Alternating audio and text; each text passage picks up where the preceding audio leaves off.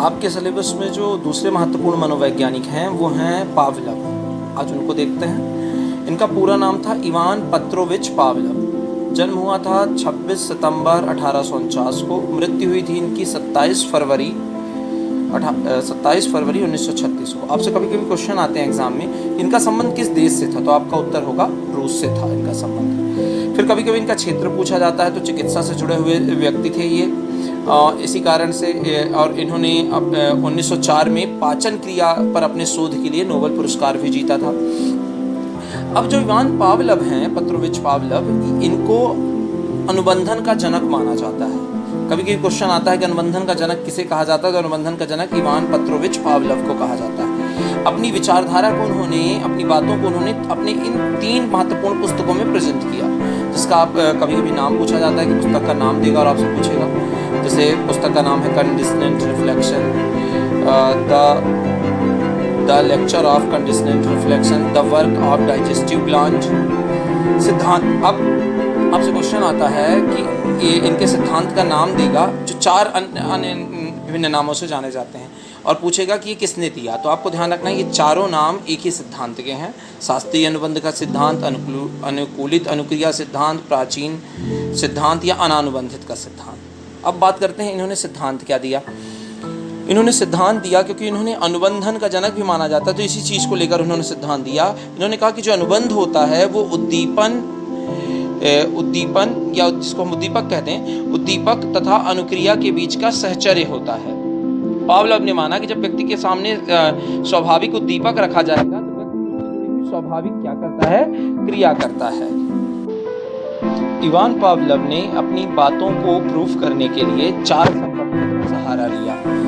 कभी कभी पूछ भी लिया जाता है कि इवान पावलव के सिद्धांत में कितने संप्रत्य हैं, तो 4 संप्रत्य हैं। 4 संप्रत्य कौन कौन से हैं? यूसीएस, यूसीआर, सीएस और सीआर। देखते हैं पहला संप्रत्य यूसीएस। इसको कहते हैं अनकंडीशनल स्टिमुलस, मतलब हिंदी में कहें अगर तो अनुबंधित उद्दीपक। भोजन एक स्वाभाविक उद्दीपक है। फिर यूसीआर अनकंडीशनल रिस्पॉन्स,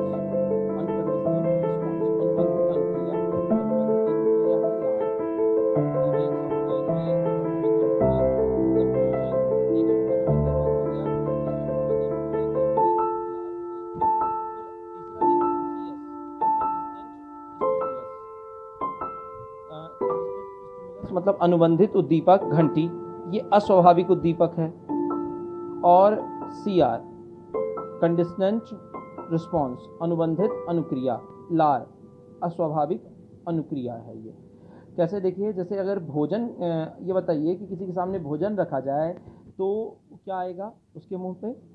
भोजन उसके सामने रखा जाए तो उसके मुंह में लार आना एक स्वाभाविक अनुक्रिया है। मतलब भोजन एक अगर स्वाभाविक उद्दीपक है तो अनुक्रिया उसकी क्या है, लार आना। लेकिन अगर किसी के सामने घंटी बजाई जाए तो क्या लार आना स्वाभाविक अनुक्रिया है? घंटी बजाने पर क्या लार टपकना स्वाभाविक अनुक्रिया है? नहीं है, वो अस्वाभाविक अनुक्रिया है। अब एक सिद्धांत से समझते हैं। इन्होंने क्या किया, कुत्ते के लार ग्रंथियों का ऑपरेशन करके उसको एक कीप से जोड़ दिया, और उन्होंने देखा कि कुत्ते को जब भी भोजन दिया जाता है, तो उसकी लार टपकने लगती है। फिर भोजन हटा लिया गया, कुत्ते के सामने घंटी बजाई गई तो लार नहीं टपकी। फिर उन्होंने क्या किया कि अब भोजन दिया और उसके साथ साथ घंटी बजाई। अब ये रोज़ दोहराते थे, घंटी बजाते थे और भोजन देते थे, घंटी बजाते थे और भोजन देते थे, और कुत्ते की लार टपकती थी।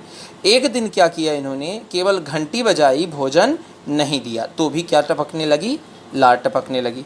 तो इन्होंने अपने सिद्धांत में ये बातें प्रूफ की कि यदि लंबे समय तक स्वाभाविक तथा अस्वाभाविक उद्दीपक को एक साथ प्रस्तुत किया जाए तो व्यक्ति अस्वाभाविक उद्दीपक के प्रति भी स्वाभाविक अनुक्रिया करने लगता है। देखिए, अस्वाभाविक उद्दीपक था घंटी, स्वाभाविक उद्दीपक था क्या, खाना।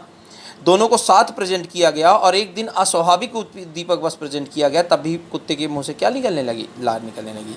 ये था इनका सिद्धांत और निष्कर्ष। धन्यवाद।